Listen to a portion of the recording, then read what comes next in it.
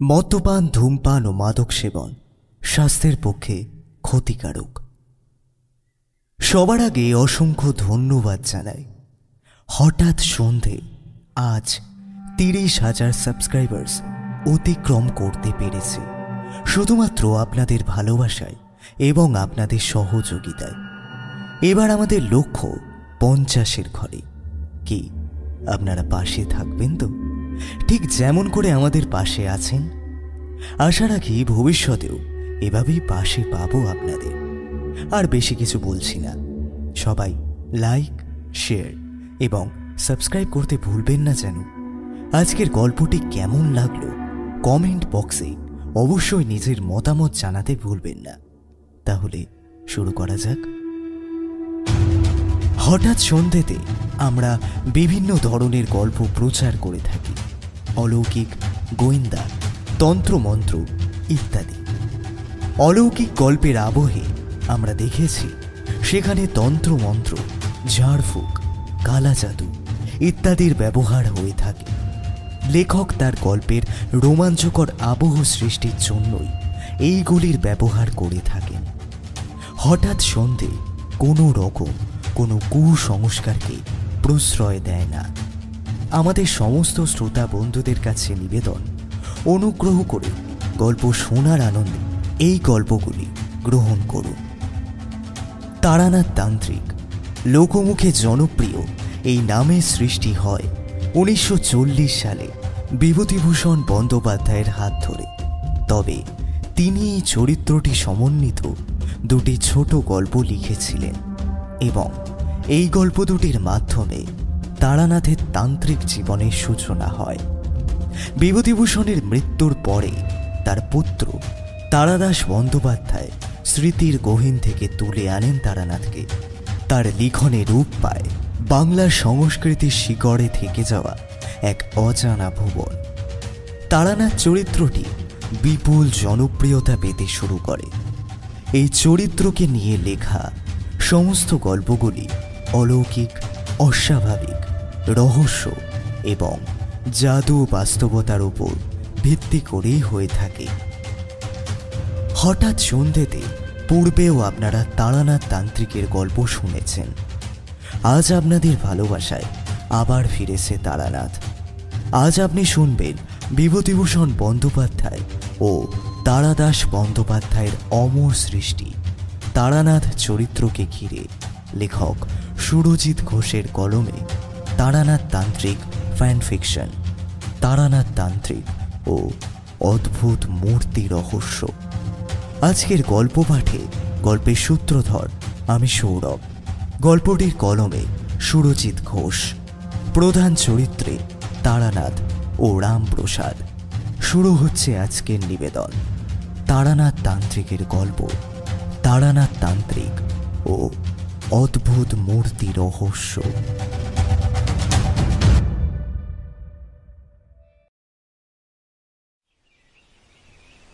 গিন্নি, আরে ও গিন্নি, একটু জল এনে দাও দেখি, বড় পিপাসা লেগেছে। একটু জল গলার মধ্যে না ঢাললে আর যে চলছে না গো। রামপ্রসাদের কাতর কণ্ঠ শুনে তার স্ত্রী মমতাময়ী এক ঘটি ঠান্ডা জল নিয়ে এসে তা দিল স্বামীর হাতে। ঘটির সবটুকু জল ঢকঢক করে গলার্ধকরণ করল রামপ্রসাদ। বুকের বাম দিকে হাত রেখে কিছুটা স্বস্তির নিঃশ্বাস নিল সে। গ্রীষ্মের প্রখর তাপে রৌদ্রে ভরা মাঠের মধ্যে মাটি কোপাতে লেগেছে সে কোন সকাল থেকে। মাটি খনন কার্যের কারণ সেখানে তাদের বসত বাড়ি তৈরি হবে। জল খেয়ে দুই চোখ বন্ধ করে কপালের ঘাম মুছল রামপ্রসাদ।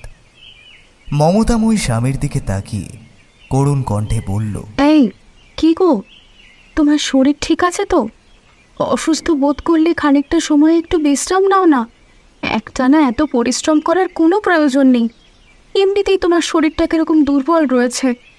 না গো গিন্নি, আমার শরীর মোটেও দুর্বল নেই, আমি পুরোপুরি সুস্থ রয়েছি। তাছাড়া এই কাজটা যে আজকের মধ্যেই শেষ করতে হবে। বেশ, ঠিক আছে, তুমি সাবধানে তবে সব করো। আমি রান্নাঘরে গেলাম, ওইদিকে আমার অনেক কাজ বাকি রয়ে আছে। আচ্ছা গিন্নি, তুমি যাও। এই কথা বলে রামপ্রসাদ গভীর গর্তের মধ্যে নেমে আবার মাটি কোপাতে আরম্ভ করল।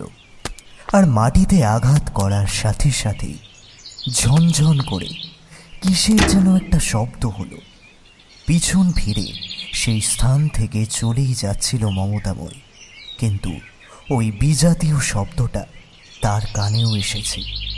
পেছন ফিরে তাকাতেই সে দেখল তার স্বামী ভারী কৌতূহল হয়ে কি যেন একটা তুলে আনছে মাটির গর্ত থেকে। এই কিসের যেন একটা শব্দ পেলাম বলে মনে হলো। হ্যাঁ গো গিন্নি, দেখো না, মাটির অনেক তলায় এই লোহার সিন্দুকখানা লুকিয়ে রাখা ছিল। কোদালের আঘাতের ঝনঝন শব্দ তোমার কানে গিয়েছে। রামপ্রসাদের এই কথা শুনে তার স্ত্রী মমতাময়ী এক প্রকার দৌড়ে গেল সেদিকে। আর গর্তের কাছাকাছি গিয়ে দাঁড়াতে পুরোপুরি অবাক হয়ে গেল সে। বিস্ময় ভরা চোখে মমতাময়ী দেখল একটা বিশাল বড় লোহার কর্দমাক্ত সিন্দুক তার স্বামী তুলে এনেছে ওই গর্ত থেকে উপরে। সেই দৃশ্য দেখে তার চক্ষু চড়ক গাছ হওয়ার মতো অবস্থা। কোনো রকমে প্রবল উত্তেজনা দমন করে মমতাময়ী বলল, সিন্দুকের ভিতরে কি রয়েছে গো? এর ভিতরে কি কোনো মহামূল্যবান গুপ্তধন জাতীয় কোনো জিনিস আছে? হয়তো সোনা দানা মণিমাণিক্য মুক্ত আরো অনেক কিছু রয়েছে।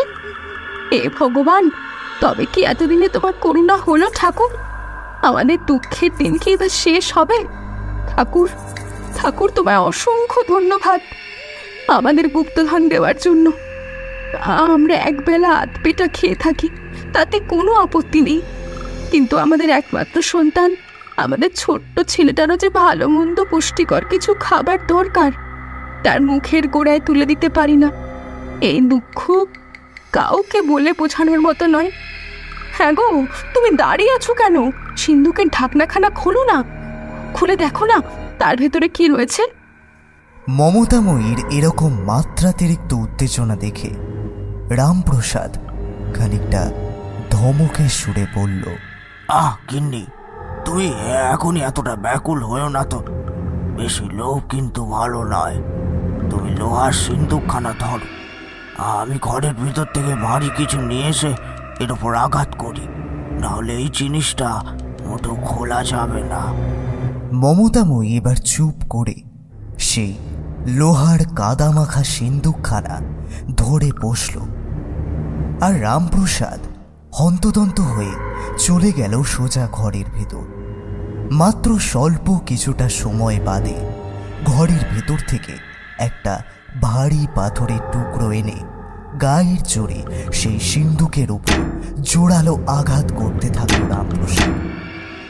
রামপ্রসাদের কয়েকবার চেষ্টায় ধড়াম শব্দ করে খুলে গেল সেই সিন্দুকের ঢাকনা।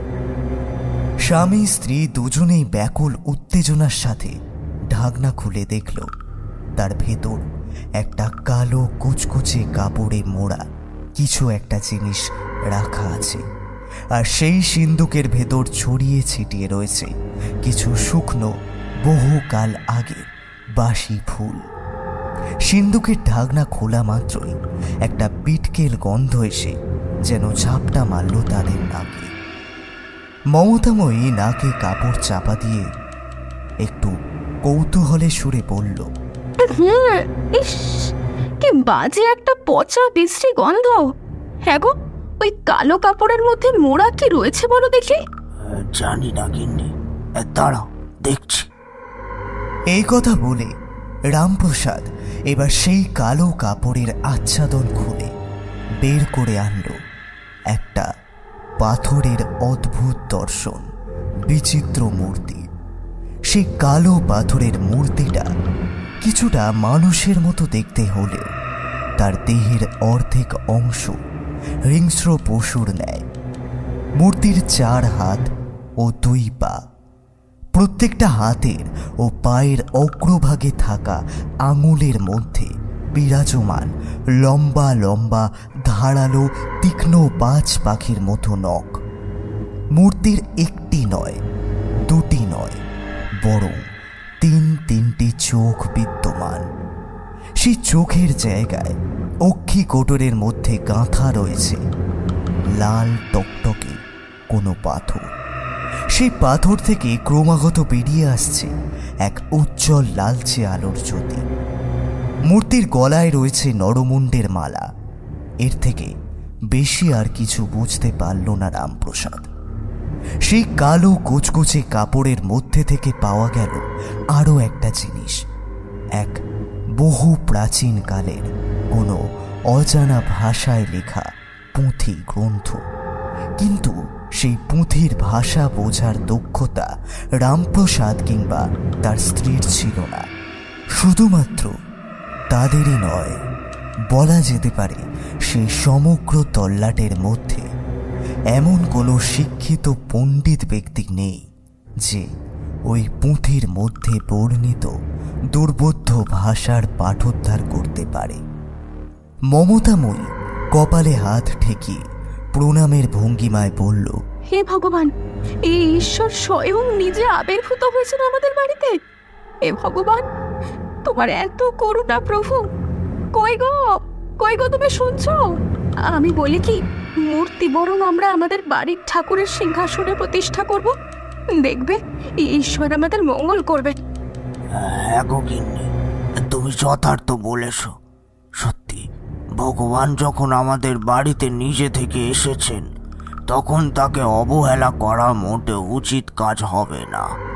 এই মূর্তি আর এই গ্রন্থ তুমি মাথায় করে নিয়ে গিয়ে প্রতিষ্ঠা করো আমাদের ঠাকুরের সিংহাসনে।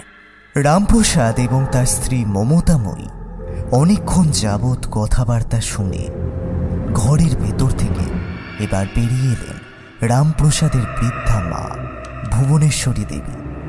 তিনি সেই স্থানে এসে ছেলে ও বৌমার হাতে থাকা সেই মূর্তিখানি দেখে কি যেন একটা মারাত্মক ভয়ে আঁতকে উঠলেন।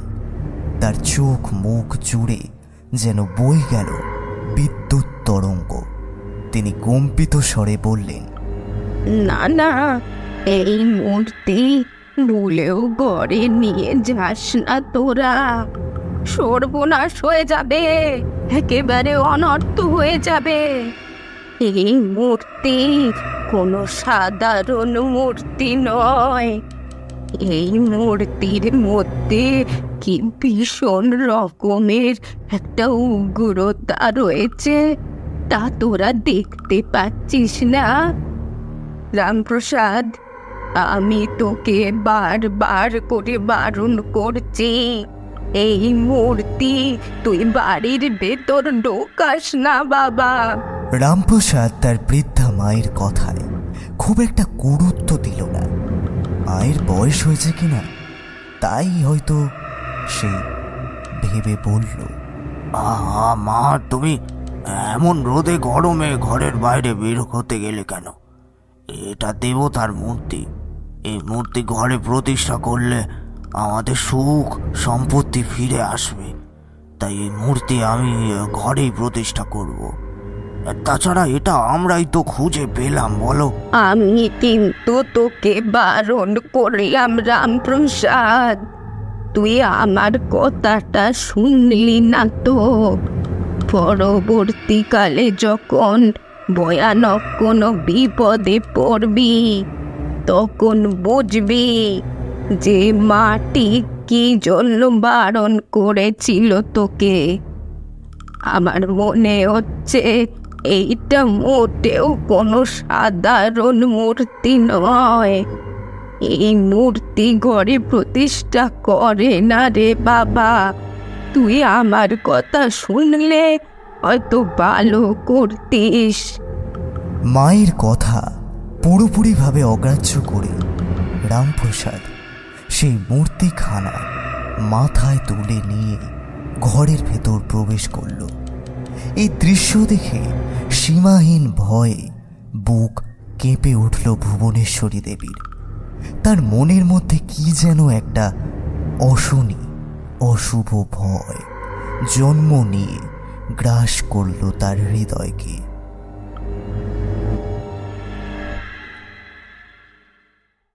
আরে আরে কি হে ভাইয়া, তুমি এখনো এইভাবে বসে রয়েছো কেন? চলো চলো, তাড়াতাড়ি চলো। আজ রবিবার, ছুটির দিন, তার উপর আবার এরকম ঝিমঝিম করে বৃষ্টি হয়ে চলেছে। এই আবহাওয়ার দিনে ঠাকুর মশাইয়ের বাড়ি গিয়ে একটা জমজমাট গল্প শুনবো না? তা না হলে কি আর হয় বলো? এমন বৃষ্টি ভেজা ঠান্ডা দিনে হাত পা গুটিয়ে কি আর ঘরে বসে থাকা যায়? কি বলো? আর ভাল লাগলো না। ভাগ্যিস তোমার সাথে দেখা হয়ে গেল। এবার তো চলো ভাইয়া, না বসে থেকে একটা জমজমাট গল্প শুনি, তারপর না হয় আবার ফেরা যাবে বাড়ি। হন্তদন্ত হয়ে কথাগুলো বলতে বলতে আমার ঘরের ভেতর ঢুকে এলো কিশোরী। কয়েকদিন ধরে গভীর নিম্নচাপের জেরে এক টানা বৃষ্টিপাত হয়েই চলেছে। আকাশের মুখ পুরোপুরি কালো। এই কয়েকদিন সূর্যদেব একটি বারের জন্য তার মুখ দেখাননি কাউকে। কখনো ঝিরিঝিরি করে তো আবার কখনো ঝমঝম করে বৃষ্টি নামছে। মাঝে মধ্যে মেঘের গুড়গুড় ডাক শোনা যাচ্ছে। কিশোরী ছাতা মাথায় দিয়ে ঢুকে ভিজে ছাতাখানা নিচে নামিয়ে রেখে সে আমার দিকে তাকিয়ে হাসতে হাসতে আবার বলে উঠল, নাও নাও ভাই, দেরি করো না, আর তাড়াতাড়ি চলো। আমরা বরং দুগ্গা দুগ্গা বলে মঠলেনের উদ্দেশ্যে রওনা দিই এবার। কি বলো? কি ব্যাপারে কিশোরী, আজ একেবারে দেখছি ঠাকুরমশাই গৃহে যাওয়ার জন্য তুমি ভীষণ উতলা হয়ে পড়েছো যে? হ্যাঁ ভাই, তা কিন্তু তুমি বলতে পারো। আসলে ঠাকুরমশাইয়ের বাড়ি মাঝের বেশ কয়েকটা দিন যাওয়াই হয়ে ওঠেনি। সেই জন্যই তো মনটা কেমন ছটফট ছটফট করছে তার গৃহে যাওয়ার জন্য। কতদিন হয়ে গেল ঠাকুরমশাইয়ের মুখও দেখা হয়নি। এইটা তুমি একেবারে হক কথা বলেছো ভাই। সত্যি মানুষটার গল্প বলার মধ্যে কি যেন একটা জাদু রয়েছে। তিনি এত সুন্দর পুঙ্খানুপুঙ্খভাবে সব কিছু বর্ণনা করেন যে আমাদের চোখের সামনে যেন তৎকালীন সময়ে ওই দৃশ্যপট ভেসে ওঠে। দুই চোখ বন্ধ করলে বুঝি দেখতে পাওয়া যায় সেই সমস্ত বিভৎস বিভীষিকা। তার গল্পের আসরে একবার বসলে গল্প শেষ না হওয়া পর্যন্ত কিছুতেই আসর ছেড়ে ওঠা যায় না। কি বলো? হ্যাঁ আরে ভাই, সেই জন্যই তো বলছি, চলো চলো, ঘরে বসে থেকে অযথা দেরি করো না। আর হ্যাঁ, যাওয়ার পথে ঠাকুরমশাইয়ের জন্য 20 পয়সার বিনিময়ে এক প্যাকেট পাসিংসও নিয়ে যেতে হবে। কিশোরীর জোড়াজুড়িতে অগত্যা আমাকে বের হতেই হলো। তবে ঠাকুরমশাইয়ের বাড়ি যাওয়ার জন্য আমার যে খুব একটা আপত্তি ছিল তেমনটা কিন্তু নয়। দুজন বন্ধু মিলে দুখানি ছাতা মাথায় দিয়ে জলমগ্ন রাস্তার বুকে ছপ ছপ শব্দ তুলে আমরা এগিয়ে চললাম সামনের দিকে। 5 মাথার মোড়ে এসে ছোট্ট গুমটি মতো দোকানটা থেকে কিনে নিলাম এক প্যাকেট পাসিং শো। তারপর আবার হাঁটতে শুরু করলাম। যাত্রাপথে নিজেদের মধ্যে নানা রকম টুকিটাকি গল্পগুজব চলতেই থাকলো। এমন বৃষ্টির দরুন মানুষ আজ খুব একটা পথে বের হয়নি, তাই জন্য রাস্তাঘাট প্রায় ফাঁকা। অবশ্য তাতে আমরা বিন্দুমাত্র ভ্রুক্ষেপ না করে হাঁটতে শুরু করলাম। আমাদের মনের মধ্যে ততক্ষণে ভীষণ পুলকিতভাবে জেগে উঠেছে ঠাকুরমশাইয়ের কাছ থেকে গল্প শুনতে পাবো এই ভেবে। ঠাকুরমশাই, বলি ও ঠাকুরমশাই, গৃহে আছেন নাকি? দয়া করে একটিবার দরজাখানি খুলুন, আমি কিশোরী। কিশোরীর অমন ধারা হাঁক ডাক শুনে ভেতর থেকে তারানাথের কন্যা চারি আমাদেরকে একটুখানি অপেক্ষা করতে বলল। চারি মুখে অপেক্ষা করতে বললেও সেই বৃষ্টি ভেজা পরিবেশের মধ্যে আমাদের মোটেও বেশিক্ষণ অপেক্ষা করতে হলো না। মাত্র স্বল্প কিছুটা সময়ের মধ্যেই ঠাকুরমশাইয়ের কন্যা চারি এসে সদরের দরজার আগল খুলে দিল। সদরের দরজা খোলা মাত্র আমরা দেখলাম ছোট্ট বাচ্চা মেয়েটা এক মুখ হাসি নিয়ে তাকিয়ে রয়েছে আমাদের দিকে। আমাদের দেখে সে বিলক্ষণ আনন্দ পেয়েছে। আমাদের আর বাইরে অপেক্ষা করতে হলো না। চারির কথা শুনে আমি আর কিশোরী এবার সদর পেরিয়ে প্রবেশ করলাম ঘরের অভ্যন্তরে। আমরা ভেতরে ঢুকে আসার সাথে সাথেই চারি দ্রুত হাতে পুনরায় সদরের দরজায় আগুন তুলে দিল। ভিজে জুতো আর ছাতা জোড়া দাওয়ার এক কোণে নামিয়ে রেখে আমরা উঠে এলাম উপরে। তারপর তক্তপোষের ওপর বেশ আরাম করে বসলাম তারানাথের বৈঠকখানায়। আমাদের গলার আওয়াজ পেয়ে কক্ষের ভেতর থেকে বেরিয়ে এলেন ঠাকুরমশাই। তিনি আমাদের দিকে তাকিয়ে গাম্ভীর্যপূর্ণ স্বরে বললেন, আরে আরে, কিশোরীরা যে, তা বেশ ভালোই হয়েছে তোমরা এসেছো। মাঝের কয়েকটা দিন এদিক মানে আসোইনি একেবারে। আমি তো ভাবলাম আমাদের ভুলেই গিয়েছো তোমরা। ছি ছি ঠাকুরমশাই, এই আপনি কি কথা বলছেন বলুন দেখি? আমরা কি আপনাদের ভুলে যেতে পারি? আসলে কাজে কর্মের এত চাপ রয়েছে যে এদিকে আর আশা হয়ে ওঠেনি। তাই জন্যই তো আজ হাতে ছুটির দিন পাওয়া মাত্রই আপনার বাড়ি চলে এলাম গল্পগুজব করতে আর জমিয়ে আড্ডা দিতে। কথাগুলো বলতে বলতে ঠাকুরমশাই এবার এসে বসলেন তক্তপোষের ওপর আমাদের ঠিক মুখোমুখি। আমি কিশোরীর দিকে তাকিয়ে ইশারা করলাম। সে আমার ইশারা বুঝতে সক্ষম হলো। কোমরের ধুতির সাথে গুজে রাখা পাসিং শো সিগারেটের প্যাকেটখানা বের করে সেটা সে বাড়িয়ে দিল ঠাকুরমশাইয়ের দিকে। অত্যন্ত পছন্দের সিগারেটের প্যাকেট দেখা মাত্র আনন্দে যেন দুই চোখ ঝলমল করে উঠল তার। ঠোঁটের কোণে জন্ম নিল একটা সূক্ষ্ম আলতো হাসির রেখা। তবে মুখে কিছুটা আপত্তি করে তিনি বললেন, আহা, তোমাদের না কতবার বলেছি প্রত্যেকবার এরকম নতুন নতুন একটা করে সিগারেটের প্যাকেট আনার কোনো দরকার নেই। তোমরা দেখি আমার কোনো কথাই শোনো না। আহা ঠাকুরমশাই, আপনি দয়া করে আপত্তি করবেন না। সামান্য একটি করে তো সিগারেটের প্যাকেট আনি, এছাড়া তো আর অন্য কিছু না। পরিবর্তে আপনি আমাদের যা উপহার দেন তার কাছে এই সিগারেটের প্যাকেট খুবই তুচ্ছ, খুবই নগণ্য। আমি উপহার দিই? তা কি উপহার দিই তোমাদের, যার জন্য এত খুশি তোমরা? ও মা, এই যে আপনি প্রত্যেকবার আমাদের আপনার অতীত জীবনের ঘটা একটি করে ভৌতিক রোমাঞ্চকর কাহিনীর কথা বলে শোনান, এগুলোই কোনো বিশেষ উপহারের তুলনায় কোনো অংশে কম নয়।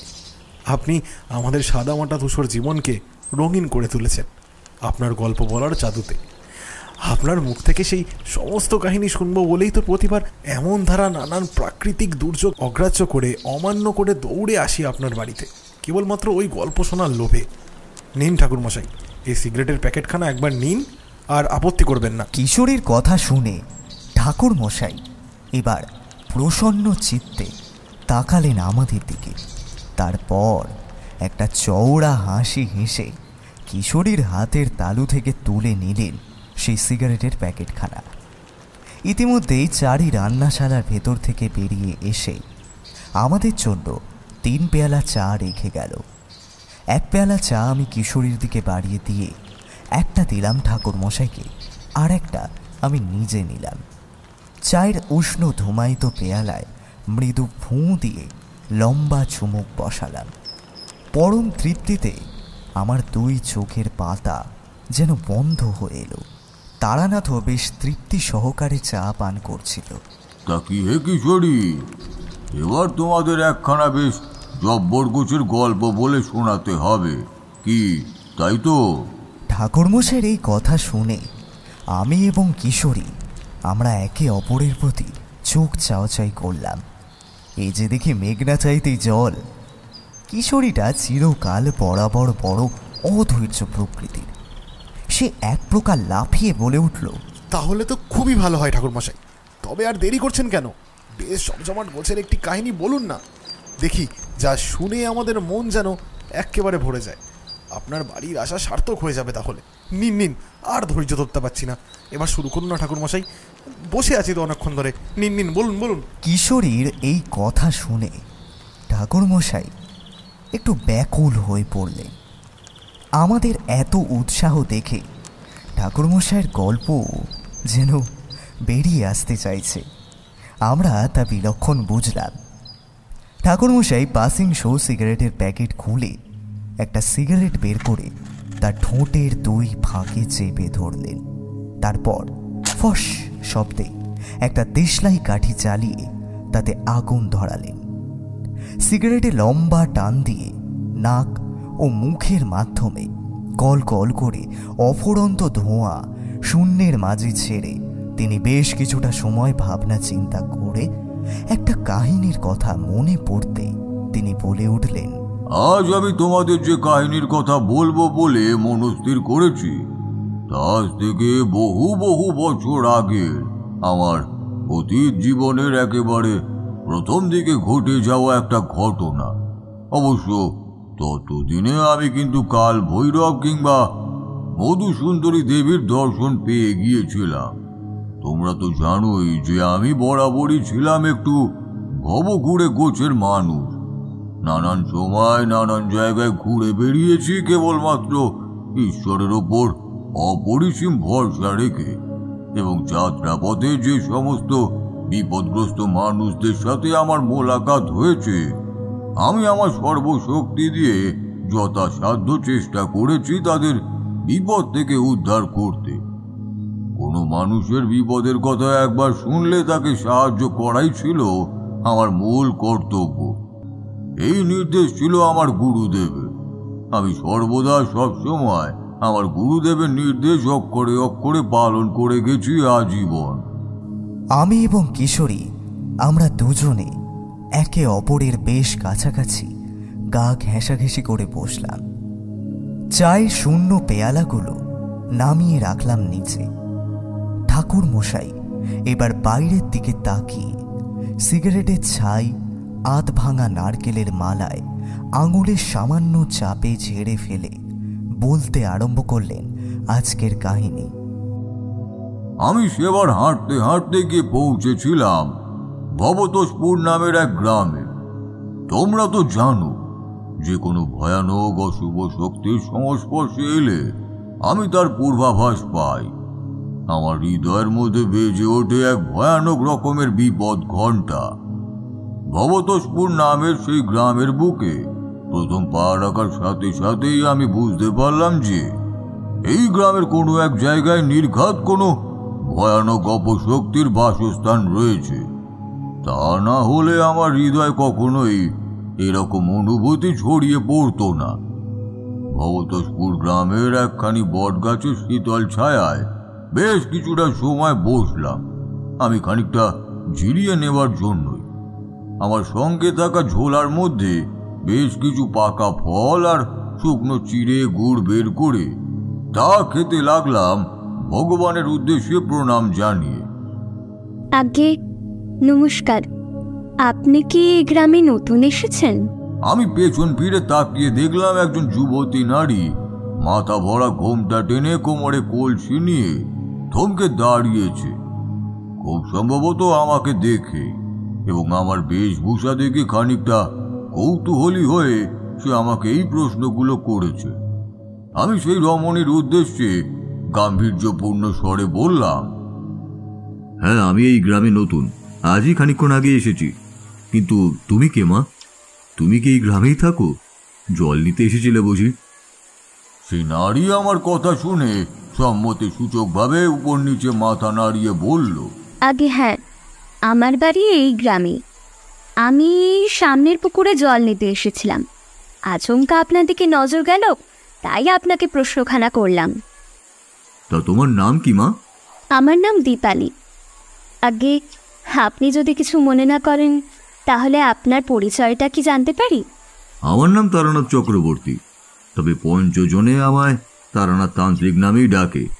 আমি ওই টুকিডাকি কিছু তন্ত্রজ্ঞান ও জ্যোতিষবিদ্যা জানি, সেই দিয়েই চেষ্টা করি বিভিন্ন মানুষদের সাহায্য করতে। আমার এই কথা শুনে সেই যুবতী নারী তথা দীপালি কোমর থেকে কলসি নামিয়ে রেখে এক প্রকার দৌড়ে এলো আমার দিকে।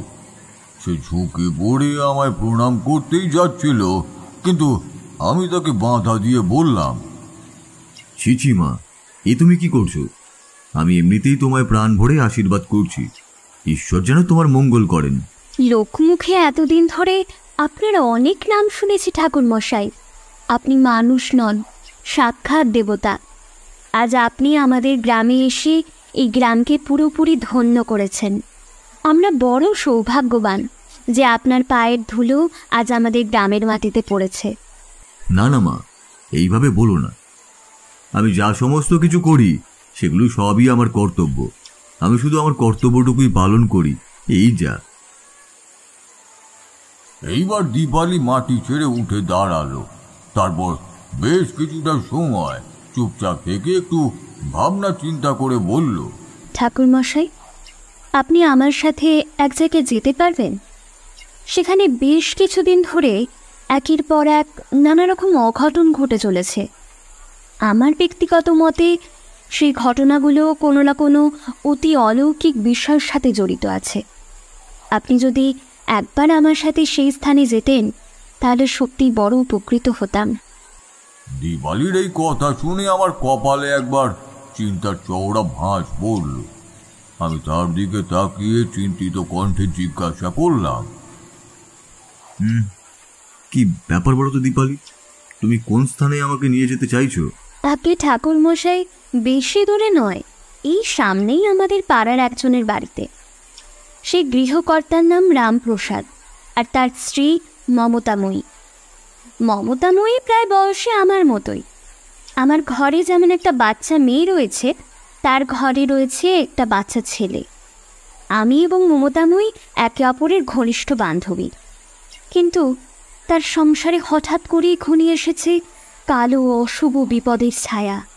তাছাড়াও মমতাময়ীর ছেলেটাও যেন দিন দিন অসুস্থ হয়ে পড়েছে। আপনি যদি দয়া করে আমার সাথে একটিবার সেখানে যেতেন তাহলে সত্যিই বড় ভালো হতো। আপনি ভরসাযোগ্য ব্যক্তি, তাই আপনাকে বিশ্বাস করে এই সমস্ত কথা বললাম। আচ্ছা বেশ, ঠিক আছে দীপালি, আমি যাব তোমার সাথে। একটানা এত দূর অব্দি গল্প বলার পর ঠাকুরমশাই এবার স্বল্প কিছুটা সময়ের জন্য থামলেন।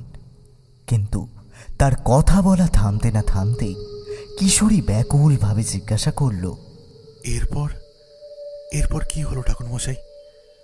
আপনি কি তবে? হ্যাঁ কিশোরী, আমাকে যে যেতেই হতো। দীপালির দেখি নিয়ে যাওয়া পথ অনুসরণ করে বেশ কিছুটা সময় হাঁটার পর আমি এসে দাঁড়ালাম এক বিশাল বড় প্রাসাদ সমতুল্য বাড়ির সামনে। সেই বৃহৎ অট্টালিকা দেখে আমার চোখ রীতিমতো কপালে ওঠার জোগাড় হলো। বিশাল ঝকঝকে পরিপাটি সাজানো গোছানো এক বাড়ি। জোর গলায় বলা যায় যে ওই গোটা তল্লাটের মধ্যে আর একটিও ওরকম বাড়ি নেই। প্রাসাদ সমতুল্য বাড়ির অবস্থা দেখে সহজেই বোঝা যায় যে বাড়িতে বসবাসকারী মানুষেরা খুবই ধনবান প্রকৃতির মানুষ। আমাকে দাঁড় করিয়ে দীপালি ঘর পানে চেয়ে উঁচু গলায় ডেকে উঠল, মমতাময়ী, আরে ও মমতাময়ী, রামপ্রসাদ দা, বাড়িতে আছো নাকি গো তোমরা? একবার বাইরে বেরিয়ে এসো, দেখো আমি কাকে সঙ্গে করে নিয়ে এসেছি। দীপালির হাঁক ডাকে সেই বিশাল বড় বাড়ির ভিতর থেকে এবার বেরিয়ে এলো এক দম্পতি যুগল। তাদের গায়ে রয়েছে ঝাঁ চকচকে বস্ত্র। সে গৃহকর্ত্রীর অঙ্গে বিভিন্ন স্বর্ণালঙ্কার।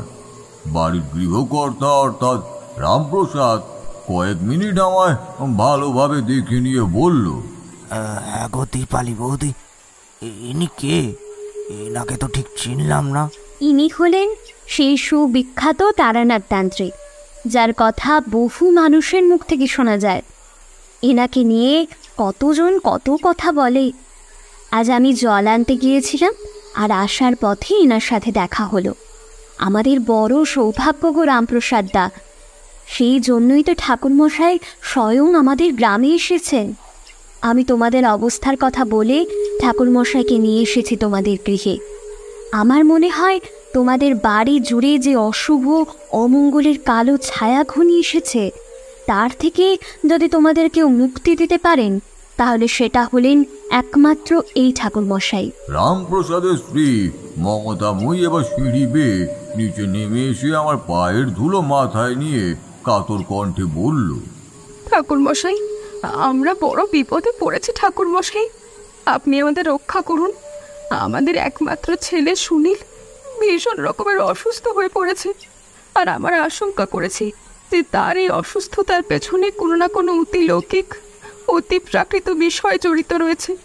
অনেক বৈদ্য কবিরাজ ডেকে এনেও কেউ আমাদের ছেলেকে সুস্থ করে তুলতে পারেনি। শিবরাত্রির ওই একটি মাত্র সলতে আমার সন্তান, ওর যদি কিছু হয়ে যায় তাহলে আমাদের বেঁচে থাকা নিরর্থক হয়ে যাবে। আপনি আপনি দয়া করে কিছু একটা করুন, আপনাকে কিছু একটা করতেই হবে। কথাগুলো বলতে বলতে মমতাময়ী এক প্রকার প্রায় কেঁদেই ফেলল। আমি তাকে ভরসা দেওয়ার জন্য বললাম, এ কি মমতাময়ী, তুমি এইভাবে কান্নাকাটি করো না। আমি যখন একবার এখানে এসে পড়েছি তখন কিছু না কিছু একটা ব্যবস্থা ঠিকই করব। সত্যিই যদি তোমার ছেলের অসুখের সাথে কোনো অতিলৌকিক বিষয় যুক্ত থাকে তাহলে তোমার ছেলেকে পুনরায় সুস্থ করে তোলার দায়িত্ব আমার। আমার কথার পর মমতাময়ীর স্বামী রামপ্রসাদ এবার 2 হাত জড়ো করে বলল, আসুন আসুন ঠাকুর মশাই, আপনি এইভাবে আর বাড়ির বাইরে দাঁড়িয়ে থাকবেন না। আসুন আপনি।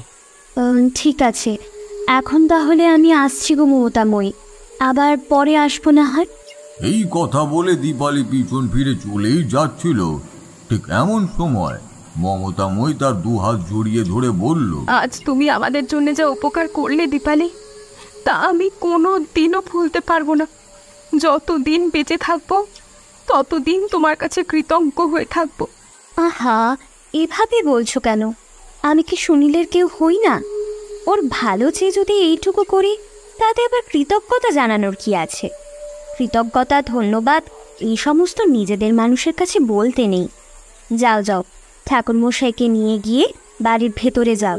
তাকে এইভাবে আর বাইরে দাঁড় করিয়ে রেখে অপেক্ষা করিয়ে রেখো না। আর হ্যাঁ, দেখো তার যেন যত্ন আত্মীতে কোনো রকম ত্রুটি না হয়, সে বিষয়ে খেয়াল রেখো, কেমন? তিনি সাধারণ মানুষ নন, সাক্ষাৎ দেবতার অংশ তিনি। দেখবে তোমার ছেলে আবার আগের মতো সুস্থ হয়ে উঠবে। মমতাময়ী এবং রামপ্রসাদের অনুরোধে আমি এবার তাদের বাড়ির দিকে পা বাড়ালাম। কিন্তু তাদের ভিটের চৌহদ্দির মধ্যে পদার্পণ করার সাথে সাথেই আমার সমগ্র শরীর জুড়ে যেন একটা তীব্র বিদ্যুতের প্রবাহ বয়ে গেল। সামনের দিকে এগোনোর বদলে আমি কয়েক পা পিছিয়ে পিছিয়ে এলাম। আমার নাকে এসে ঠেকলো একটা উৎকট বিশ্রী ঝাঁঝালো কটু গন্ধ। আমি বুঝলাম এই গ্রামের বুকে পা রাখার পর যে অশুভ ইঙ্গিত আমি পেয়েছিলাম তার মূল উৎপত্তি স্থল আসলে রামপ্রসাদের বসত ভিটে। তার মানে এই বাড়ির ভিতরে এমন কিছু রয়েছে যেখানে এক ভয়ানক রকমের অপশক্তি আশ্রয় নিয়েছে। রামপ্রসাদের বাড়িতে প্রবেশ না করে আমি আরো কিছুটা পিছিয়ে গেলাম। এই অদ্ভুত দৃশ্য দেখে মমতাময়ী ব্যাকুলভাবে জিজ্ঞাসা করল, কি হলো ঠাকুরমশাই, আপনি ওইভাবে পিছিয়ে গেলেন কি কারণে? মমতাময়ীর এই প্রশ্নের উত্তরে আমি কোনো কথা না বলে নিজের 2 চোখ বন্ধ করে বিড়বিড় করে শক্তিশালী গাত্রবন্ধন মন্ত্র পড়তে লাগলাম। তারপর প্রবেশ করলাম তাদের বাড়ির ভিতর। সে বিশাল বড় প্রাসাদ সমতুল্য বাড়ির বাইরে থেকে যতটা না বেশি সৌন্দর্যে পরিপূর্ণ, তার ভিতরে প্রবেশ করার পর দেখলাম দামি দামি বহু মূল্যবান জিনিসপত্র থরে থরে সাজানো আছে সেথায়।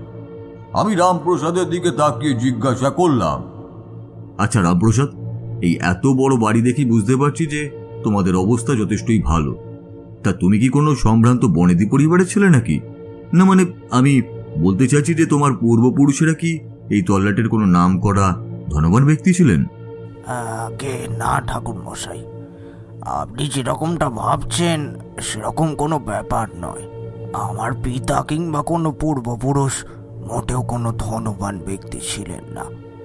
আমাদের পরিবার কোনো বনেদি সম্ভ্রান্ত পরিবার নয়। এমনকি এক সময় আমার অবস্থা যথেষ্ট খারাপ ছিল। ওই নুন আনতে পান্তা ফুরোনো অবস্থা বলতে যেমন বোঝায় খানিকটা সেই রকম। আমার ছোট্ট একটা দোকান ছিল, কিন্তু জানি না কিভাবে হঠাৎ করে সেই দোকানের মধ্যে এত বিক্রি বাটোয়ারা হতে শুরু করলো যে আজ তার থেকে এই পর্যায়ে এসে উপস্থিত হয়েছি। রামপ্রসাদের এই কথা শুনে আমি যেন পুরোপুরি তাজ্জব হয়ে গেলাম।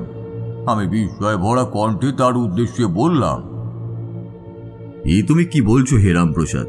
সামান্য একটা ছোট্ট দোকান চালিয়ে এত বিশাল সম্পত্তি করেছো, তাও আবার এত অল্প সময়ের মধ্যে। বর্তমানে তোমার অবস্থা যথেষ্টই ভালো, যার অর্থনৈতিক মূল উৎস কেবলমাত্র একটি ছোট্ট দোকান। হ্যাঁ ঠাকুর মশাই, আপনি একেবারে হক কথা বলেছেন। প্রথম দিকে আমারও এই বিষয়টা মেনে নিতে খুবই অসুবিধে হতো, কিন্তু তারপর মনকে বোঝালাম যে ঈশ্বর হয়তো আমাদের দারিদ্রতার কষ্টমোচন করতেই সদয় হয়ে দোকানের বিক্রি বাটোয়ারা এত বেশি পরিমাণে বাড়িয়ে দিয়েছেন। কথাগুলো বলল রামপ্রসাদের স্ত্রী মমতাময়ী। মমতাময়ীর এই কথা শুনে আমি তার দিকে তাকিয়ে বললাম, আচ্ছা মমতাময়ী, আমি একটিবার তোমাদের ছেলেকে দেখতে চাই। সে কোথায় রয়েছে? এ তো অতি উত্তম কথা ঠাকুর মশাই। আসুন, আপনি আসুন আমার সাথে। এদিকের একখানি কক্ষে তাকে রাখা হয়েছে। ছেলেটা আমার ভারী দুর্বল হয়ে পড়েছে এই কয়েক মাসের মধ্যেই। কি জানি কি ভয়ানক অসুখ দানা বাঁধলো ছেলেটার শরীরে, বিছানা থেকে উঠতে পর্যন্ত পারে না। যে ছেলে একদিন খোলা মাঠের মধ্যে দৌড়ে দাপিয়ে বেড়াতো ঘোড়ার মতো, বিশাল বড় দিঘির জল সাঁতার কেটে তোলপাড় করে ফেলতো মাছের মতো, সেই ছেলের সামান্য হাঁটা চলা করার ক্ষমতাটুকু অবধি আজ নেই। সুনীল সঠিকভাবে খাওয়া দাওয়া করে না, সময় মতো ঘুমোয় না। ও শরীরের যে হারে অবনতি ঘটছে, তাতে ভালো মন্দ কিছু একটা না হয়ে যায়। রামপ্রসাদের এই কথা শুনে তার স্ত্রী মমতাময়ী মুখে কাপড়ের আঁচল চাপা দিয়ে ফুপিয়ে ফুপিয়ে কাঁদতে শুরু করলো। আমি মমতাময়ীর দিকে তাকিয়ে করুণ সুরে বললাম, আহ মমতাময়ী, তুমি এইভাবে কান্নাকাটি করো না। মায়ের চোখের জল সন্তানের জন্য অকল্যাণকর। জল মোছো। আমি তো কথা দিয়েছি যে আমি তোমার ছেলেকে সুস্থ করে তোলার দায়িত্ব নিলাম। তোমরা কিছু ভেবো না। চলো, আমায় একবার নিয়ে চলো দেখি সেই ঘরে, যে ঘরে তোমাদের ছেলে সুনীল রয়েছে। আসুন আসুন ঠাকুর মশাই, এইদিকে। মমতাময়ী এবং রামপ্রসাদের দেখিয়ে নিয়ে যাওয়া পথ ধরে আমি এসে উপস্থিত হলাম একটি কক্ষের বন্ধ দরজার সামনে। কক্ষের দরজা খোলা মাত্রই ঘরের ভেতর থেকে যেন আমার প্রতি আহত বাঘের মতো ঝাঁপিয়ে পড়ল সেই অতি বিশ্রী কটু ঝাঁঝালো গন্ধটা। আমি বুঝতে পারলাম এই কক্ষের মধ্যে অপশক্তির প্রভাব সবচেয়ে বেশি। এই গন্ধের বাড়ন্ত অন্তত তেমনটাই প্রমাণ করে। ঘরের মধ্যে প্রবেশ করে আমি দেখলাম নরম পালঙ্কের উপর শুয়ে রয়েছে একটি ছোট্ট বাচ্চা ছেলে।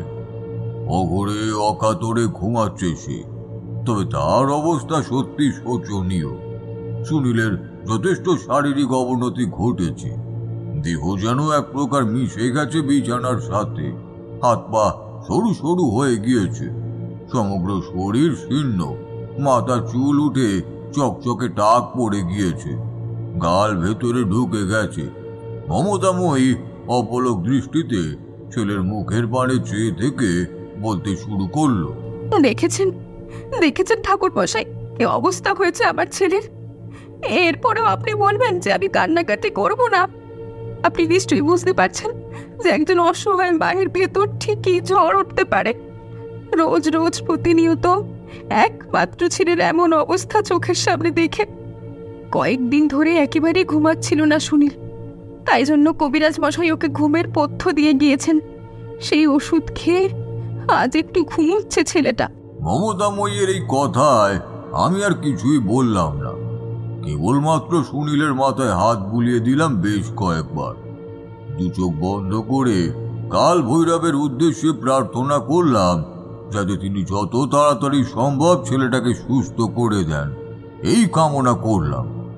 বেশ কিছুটা সময় পর সে কক্ষের মধ্যে থেকে আমি বেরিয়ে আসতেই যাব, ঠিক এমন সময় আমার নজর পড়ল ঘরের এক কোণে থাকা বিশাল বড় শাল কাঠের সিংহাসনের মধ্যে বিরাজমান কালো পাথরের এক বিশেষ মূর্তির দিকে। শিথিল পদক্ষেপে আমি এগিয়ে গেলাম সেই কক্ষের মধ্যে থাকা সিংহাসনের দিকে। খানিকটা ঝুঁকে পড়ে ওই মূর্তির দিকে তাকালাম, আর তাকানো মাত্রই একটা ভীষণ আতঙ্কে যেন রীতিমতো আমার হৃদয়কে একটু একটু করে গ্রাস করে ফেললো। আমার পায়ের তলার মাটি যেন দুলে উঠল। মাথার মধ্যে সমস্ত আকাশ বুঝি ভেঙে পড়ল। আমি টের পেলাম আমার ঘাড়ের কাছে প্রতিটা লোমকূপ সজারুর কাঁটার মতো খাড়া হয়ে উঠল এক এক করে। সেই কালো পাথরের মূর্তিটা কিছুটা মানুষের মতো হলেও দেহের অর্ধেক অংশ হিংস্র পশুর ন্যায়। তার 4টি হাত, 2টি পা, একটি লেজ বিদ্যমান। মস্তকে রয়েছে 3টি চোখ এবং ধারালো তীক্ষ্ণ দাঁতে ভরা বিশাল মুখ ও গহ্বর। সে কক্ষ থেকে আমি একটাও কথা না বলে হন্তদন্ত হয়ে বেরিয়ে এলাম বাইরে। আমার এই অদ্ভুত আচরণ দেখে মমতাময়ী এবং তার স্বামী রামপ্রসাদ বাইরে বেরিয়ে এলো। রামপ্রসাদ আমার দিকে তাকিয়ে উত্তেজিত গলায় বলল, কি হলো ঠাকুর মশাই, এমন ভাবে আপনি বাইরে বেরিয়ে চলে এলেন? কিছু কি ঘটেছে? আমি লক্ষ্য করেছি ঠাকুরমশাই, আমাদের ঘরের সিংহাসনের দিকে কি যেন একটা বিশেষভাবে খুঁটিয়ে দেখছিলেন। ঠাকুরমশাই, আপনি নির্ঘাত কিছু একটা বুঝতে পেরেছেন? দয়া করে আমাদের তা বলুন। হ্যাঁ মমতাময়ী, তুমি যথার্থই বলেছ। সত্যিই আমি তোমাদের ঘরের সিংহাসনের প্রতি তীক্ষ্ণভাবে নজর রেখেছিলাম কয়েক মুহূর্তের জন্য, আর তাতেই যা দেখার আমি তা দেখে নিয়েছি। ঠাকুর মশাই, কি দেখেছেন আপনি?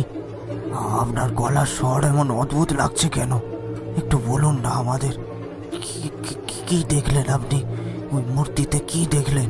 আচ্ছা রামপ্রসাদ, তোমাদের ঘরে ঠাকুরের সিংহাসনে যে কালো পাথরের ওই মূর্তিটা রয়েছে, সেটা কোথা থেকে পেলে তোমরা?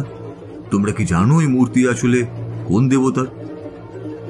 আমার এই প্রশ্ন শুনে মমতাময়ী এবং রামপ্রসাদ একে অপরের প্রতি চোখ চাওয়াচাওয়ি করল। তারপর কম্পিত স্বরে রামপ্রসাদ বলল, আগে ঠাকুর মশাই, আজ থেকে বেশ কিছু মাস আগে আমি এখানে মাটি খুঁড়তে গিয়ে মাটির গভীর থেকে একখানা লোহার অতীব প্রাচীন সিন্ধুক আবিষ্কার করেছিলাম। সেই সিন্ধুকের ভেতরে রাখা ছিল এই মূর্তি এবং একখানি প্রাচীন পুঁথি গ্রন্থ। মূর্তিটাকে দেখে আমাদের কেমন যেন ভক্তি জাগে মনের মধ্যে। আর সেই সিন্ধুকের ভেতর থেকে যে পুঁথি আমরা পেয়েছিলাম তা সংস্কৃত ভাষায় লেখা ছিল।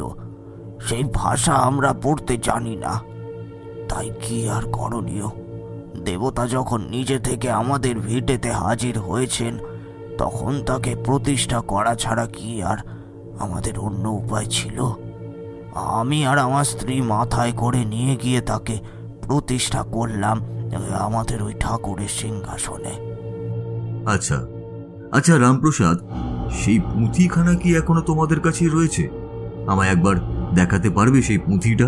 আগে হ্যাঁ ঠাকুর মশাই, সেই পুঁথি তো আমাদের ঘরেই রয়েছে, তা আপনাকে দেখাতেই পারি। কিন্তু কি হয়েছে বলুন তো, আপনি এত উত্তেজিত হয়ে পড়ছেন কেন? আর ওই দেবতার মূর্তিকে নিয়েই বা আপনার মনে এত প্রশ্ন জেগে উঠল কি কারণে? রামপ্রসাদ, এখন আমাকে প্রশ্ন করো না। তোমরা তাড়াতাড়ি সেই পুঁথিখানা এনে দাও আমায়। আমার মনে হচ্ছে তোমরা নিজেদের অজান্তেই মস্ত বড় এক ভুল করে ফেলেছ, আর সেই ভুলের মাসুল তোমাদের দিতে হচ্ছে এইভাবে। আমার কথা শুনে মমতাময় দৌড়ে গেল ঘরের দিকে। তারপর স্বল্প কিছুটা সময়ের মধ্যে ফিরে এসে সে আমার হাতে তুলে দিল একখানা বহু প্রাচীন কালের খয়েরেটে পুঁথি। সেই পুঁথিখানা আমি মেলে ধরলাম চোখের সামনে। বিশুদ্ধ সংস্কৃত ভাষায় সেই পুঁথির মধ্যে বর্ণনা করা ছিল ওই কালো মূর্তির আসল পরিচয় এবং তাকে নিয়ে যাবতীয় বর্ণনা। এই সমস্ত কিছু পড়তে পড়তে আমার গায়ে রীতিমতো কাঁটা দিয়ে উঠল। বুকের হৃদস্পন্দনের যাত্রা বেড়ে গেল কয়েক গুণ বেশি। পুঁথি পঠন সমাপ্ত করে আমি তাকালাম তাদের দিকে। ততক্ষণে রামপ্রসাদ এবং মমতাময়ী কৌতূহল ভরা চোখে তাকিয়েছিল আমারই দিকে। আমি গাম্ভীর্যপূর্ণ স্বরে বললাম, তাহলে আমি যেটা ভেবেছিলাম সেটাই আসলে বাস্তবে ঘটেছে। রামপ্রসাদ, মমতাময়ী, তোমরা জানো না যে নিজেদের অজান্তেই কত বড় অনর্থ তোমরা নিজেরাই ডেকে এনেছো। আজ তোমাদের পরিবারের যাবতীয় যা কিছু অশান্তি লেগে রয়েছে, কিংবা তোমাদের ছেলের এইরূপ শরীর খারাপের জন্য দায়ী তোমরা নিজেরাই। এসব আপনি কি কথা বলছেন ঠাকুর মশাই?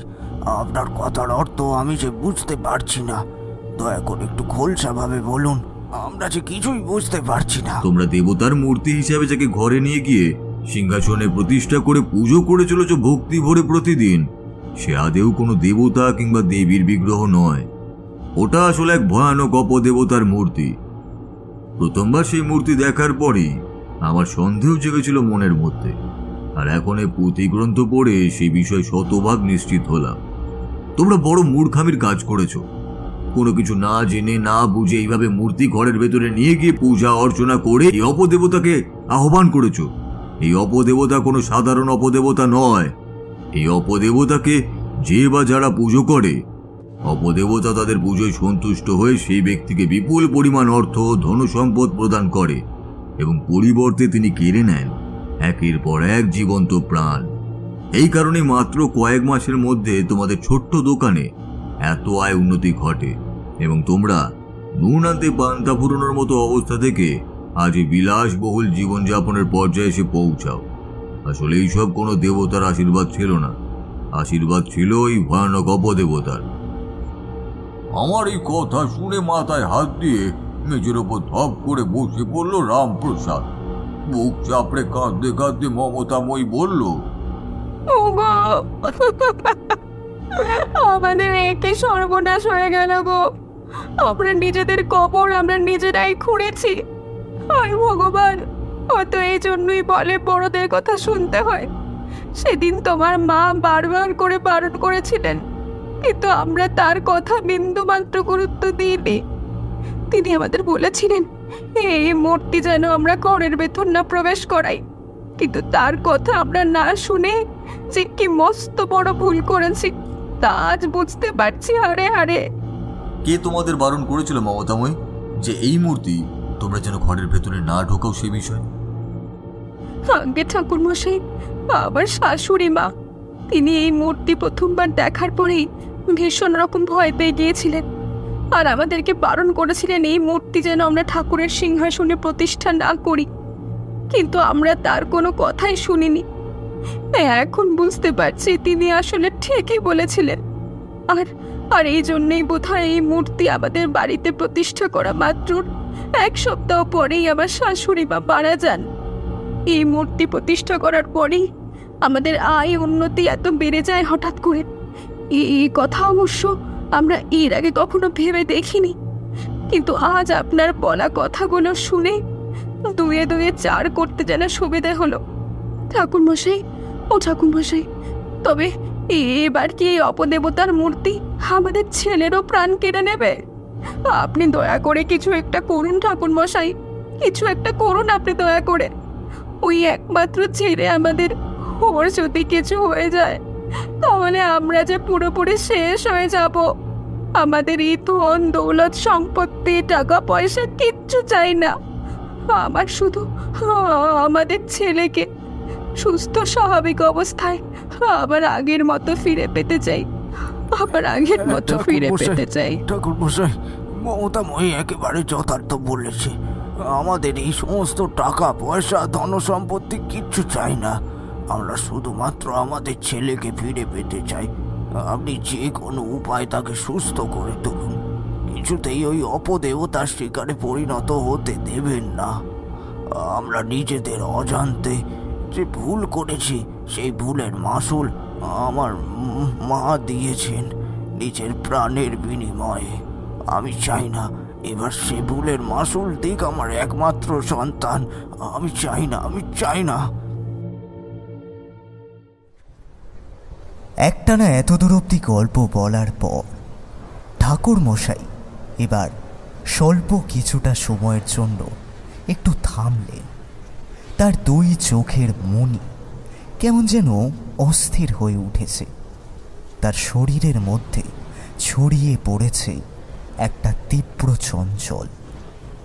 আমি কিংবা কিশোরী, আমরা দুজনেই ঠাকুরমশাইয়ের এইরূপ লক্ষণের অর্থ বুঝি। তিনি আমাদের দিকে তাকিয়ে খানিকটা মুখ বিকৃত করে বললেন, তোমরা এখানে একটু বসে আমার জন্য অপেক্ষা করো হে কিশোর। আমি একবার ঘরের ভেতর থেকে বরং ঘুরে আসি। একটু গড়গড়ায় টান না দিলে একেবারে চলছে না। গল্পের একেবারে শেষ অংশে এসে পৌঁছেছি। গড়গড়া সেজে এনে বাকি অংশ বলবো না হয়। এই কথা বলে ঠাকুরমশাই এবার সোজা চলে গেলেন ঘরের ভিতর। আমি কিশোরীর দিকে তাকালাম। তার চোখ মুখের অবস্থা ইতিমধ্যেই যথেষ্ট কাহিল হয়ে পড়েছে। গল্প চলাকালীন এরকম বিরতি নেওয়া সে একেবারেই পছন্দ করে না, কিন্তু তার পছন্দ অপছন্দের ওপর তো সব কিছু নির্ভরশীল নয়। কিশোরী আমার দিকে তাকিয়ে সিগারেটের প্যাকেট খুলে দুটো সিগারেট বের করে একটা আমায় দিল এবং একটা সে নিজের ঠোঁটের ফাঁকে রেখে আগুন ধরালো। ঠাকুরমশাই একবার যখন গৃহের ভেতরে ঢুকেছেন তখন বেশ কিছুটা সময় যে তিনি এই দিকে আসবেন না সে ব্যাপারে আমরা শতভাগ নিশ্চিত হয়ে মনের সুখে একটু ধূমপান করতে লাগলাম। ঠাকুরমশাই ব্রাহ্মণ মানুষ এবং বয়সে আমাদের থেকে অনেক প্রবীণ, তাই আমরা আজ অবধি কখনো তার সামনে ধূমপান করিনি। কিন্তু এখন তিনি গড়গড়া সাজার কাজে ব্যস্ত, সুতরাং এই ফাঁকা সময় একটু ধূমপান করে নিলে নেহাত মন্দ হয় না। এই ভেবে আমরা জ্বলন্ত সিগারেটে লম্বা লম্বা টান দিতে লাগলাম। বেশ অনেকটা সময় পেরিয়ে যাওয়ার পর ঠাকুরমশাই জ্বলন্ত গড়গড়া হাতে নিয়ে বেরিয়ে এলেন ঘরের বাইরে। তারপর আমাদের সামনে তক্তপোষের ওপর ফাঁকা অংশে বসে গড়গড়ার নলে লম্বা একটা টান দিলেন। তারপর কিশোরী তাকে গল্প বলার জন্য অনুরোধ করতেই যাচ্ছিল, কিন্তু তার আগেই তিনি নিজে থেকে বললেন, বিশালগড়ের নাম শুনেছ তোমরা? ঠাকুরমশাইয়ের হঠাৎ এই কথা বলে ওঠাতে বেশ অবাক হলাম। কৌতূহলের সাথে প্রশ্ন করলাম, না ঠাকুরমশাই, আপনি হঠাৎ বিশালগড়ের নাম বললেন যে? বলছি একটু রসো। বিশালগড়ের আকাশে আবারও দেখা দিয়েছে এক অতি প্রাকৃত দুর্যোগের ঘন ঘটা। এক কাম পিশাচিনীর কবলে পড়ছে একের পর এক মানুষ। না জানি তাদের কি হবে। ঈশ্বরের কাছে প্রার্থনা করি যাতে আমার মতোই ক্ষমতাশালী ব্যক্তি সেখানকার মানুষদের এই বিপদ থেকে বাঁচায়। কেন ঠাকুরমশাই, কি বিপদ ঘটছে সেখানে? কি বিপদ ঘটেছে জানতে ইচ্ছা করছে, তাই না বিভূতি? কিন্তু জানতে চাইলে তো তোমায় একটা কাজ করতে হবে। কি কাজ ঠাকুরমশাই? অপেক্ষা। এই কথাটি বলার পর ঠাকুরমশাই আর কিছু বললেন না। না জানি কি বলতে চাইছেন, ঠিক বোধগম্য হলো না। আচ্ছা, আপনারা কি বুঝতে পারলেন? যদি না বুঝে থাকেন তাহলে আর কিছুদিন অপেক্ষা করুন। হঠাৎ সন্ধে নিয়ে আসতে চলেছে এক বিশেষ চমক। কি থাকবেন তো? কেউ থাকুক না থাকুক, আমি তো থাকছি বিভূতি, আর জানি আপনারাও থাকবেন। তারানাথ কিছুক্ষণ ভাবুক হয়ে বসে রইল, তারপর বলল, যাই হোক, তো মূল গল্পে ফেরা যাক। গড়গড়া নলে প্রকাণ্ড এক টান দিয়ে তারানাথ আবার বলতে শুরু করলো। তারানাথ বলল, মমতাময়ী আর রামপ্রসাদ যখন ব্যাকুল হয়ে আমার কাছ থেকে জানতে চাইছে যে এই অপদেবতার প্রকোপ থেকে মুক্তি লাভের উপায় কি, তখন আমি তাদের উদ্দেশ্যে বললাম, তোমরা চিন্তা করো না। যে অপদেবতার বিগ্রহ তোমরা ঘরে প্রতিষ্ঠা করেছ সেই বিগ্রহকে বিসর্জন করতেই হবে। একমাত্র তাহলেই সম্ভব তোমাদের সন্তানের প্রাণ বাঁচানো এবং এই বাড়ির উপর নেমে আসা সকল অপশক্তি দূরীকরণ করা। আমার কথা শুনে রামপ্রসাদ এবার বলল, বেশ ঠিক আছে ঠাকুর মশাই, আপনি যেমনটা বলছেন ঠিক তেমনটাই হবে। কিন্তু ঠাকুর মশাই, এই বিগ্রহ কোথায় বিসর্জন দেব সেটা তো ঠিক জানা নেই। হ্যাঁ, সেটাই একটু ভাবনা চিন্তা করতে হবে রামপ্রসাদ। তা না হলে এই বিগ্রহ আবার অন্য কারোর হাতে গিয়ে পড়বে, আর তারও অদৃষ্টে নেমে আসবে অশুভ কালো ছায়া। এই অপদেবতা ধ্বংস করে দেবে তার সুখ শান্তিতে ভরা জীবন। হ্যাঁ, সেই ব্যক্তির আর্থিক আয় উন্নতি হবে ঠিকই, কিন্তু তার বিনিময়ে এই অপদেবতা কেড়ে নেবেন সেই ব্যক্তির পরিবারের একাধিক মানুষের জীবন। নেমে আসবে শোকের ছায়া। এই ঘটনা যাতে কোনো মানুষের সাথে পুনরাবৃত্তি না ঘটে সেই কারণে আমাদের সাধারণ মানুষের পুরোপুরি নাগালের বাইরে এই মূর্তি বিসর্জন করতে হবে। ঠাকুর মশাই, আমাদের গ্রামের বাইরে বেশ একটা বড় সড় নদী রয়েছে। সেই নদীতে যদি এই মূর্তি বিসর্জন করা হয় তাহলে তাহলে আশা করি কোনো মানুষের নাগালে এই মূর্তি আসবে না। ঠিক আছে, তবে তাই হোক। আমরা আজ গভীর রাতে এই মূর্তি নিয়ে সেই নদীর দিকেই যাব, তারপর নৌকায় করে নদীর মাঝ বরাবর গিয়ে এই মূর্তি বিসর্জন দেব। আশা করছি তাতে সব আবার আগের মতনই হয়ে যাবে। আর হ্যাঁ, একটা কথা তোমায় বলে রাখি রামপ্রসাদ, তোমাদের এই অর্থ কিন্তু বেশিরভাগ অংশ তোমাকে দান করতে হবে কোনো ভালো কাজে, সমাজের উন্নয়নমূলক কাজে, গরিব মানুষদের সহায়তায়। ঠিক আছে ঠাকুর মশাই, ঠিক আছে। আপনি যা কিছু বলেছেন আমি তাই করব। অপদেবতার আশীর্বাদে পাওয়া এই অর্থের আমার কোনো প্রয়োজন নেই। আমরা শুধু আমার ছেলেটাকে ফিরে পেতে চাই, ব্যাস এইটুকুই যা ইচ্ছা। আমার ছেলেটা যাতে ঠিক হয়ে যায় তাতেই আমার মঙ্গল হবে ঠাকুর মশাই। এরপর আর কি, সেদিন গভীর রাতে আমি আর রামপ্রসাদ মিলে সেই বিগ্রহ তুলে নিয়ে গিয়ে পার্শ্ববর্তী নদীর মাঝ জলে তা বিসর্জন করলাম। মাত্র 2 দিনের মধ্যেই রামপ্রসাদের ছেলে সুনীল পুরোপুরি সুস্থ হয়ে উঠেছিল। আমার কথা মতোই রামপ্রসাদ বহু অর্থ ব্যয় করেছিল সমাজের বিভিন্ন উন্নয়নমূলক কার্যে এবং গরিব মানুষদের আর্থিক সহায়তায়। সবকিছু ঠিকঠাক হয়ে গেছে দেখে তবেই আমি ফিরে এসেছিলাম আমার গ্রামের বাড়িতে। তা কি হে কিশোরী, কেমন লাগলো আজকের এই কাহিনী? দারুণ ঠাকুর মশাই, আবার আসা যাবে আপনার কাছে এরকম জমজমাট গল্প শুনতে। চলো এ ভাইয়া কিশোরী, আজকের মতো গল্প তো শেষ, এবার তাহলে বিদায় নেওয়া যাক। হ্যাঁ বিভূতি, চলো এবার তাহলে ওঠা যাক। আসছি তাহলে ঠাকুর মশাই। আচ্ছা বেশ, ঠিক আছে, এসো তবে। আর হ্যাঁ, সাবধানে যেও। ঠাকুরমশাইয়ের কাছ থেকে বিদায় নিয়ে আমরা বৈঠকখানা ছেড়ে বেরিয়ে এলাম বাইরে বেরিয়ে দেখি আকাশ আরও যেন গম্ভীর হয়ে গেছে। একটু বাদেই হয়তো ঝমঝমিয়ে বৃষ্টি নামবে। সেই দেখে আমরা দুজনে আর না দাঁড়িয়ে যে যার গন্তব্যের উদ্দেশ্যে রওনা দিলাম। হঠাৎ সন্ধ্যেতে আজ আপনি শুনছিলেন সুরজিৎ ঘোষের কলমে তারানাথ তান্ত্রিকের ফ্যান ফিকশন তারানাথ তান্ত্রিক ও অদ্ভুত মূর্তি রহস্য। তারানাথের চরিত্রে বুবাই, কিশোরীর চরিত্রে রৌনিক, দীপালির চরিত্রে কস্তুরী, বৃদ্ধা ও মমতাময়ীর চরিত্রে বর্ণালী এবং অন্যান্য চরিত্রে গল্প পাঠে, গল্পের সূত্রধর, শব্দগ্রহণ ও স্পেশাল এফেক্টসে আমি সৌরভ, পোস্টার ডিজাইন কৃষ্ণেন্দু। শেষ হলো আজকের নিবেদন। সঙ্গে থাকুন, আবারও এক রোমাঞ্চকর গল্প নিয়ে ফিরছে হঠাৎ সন্ধে।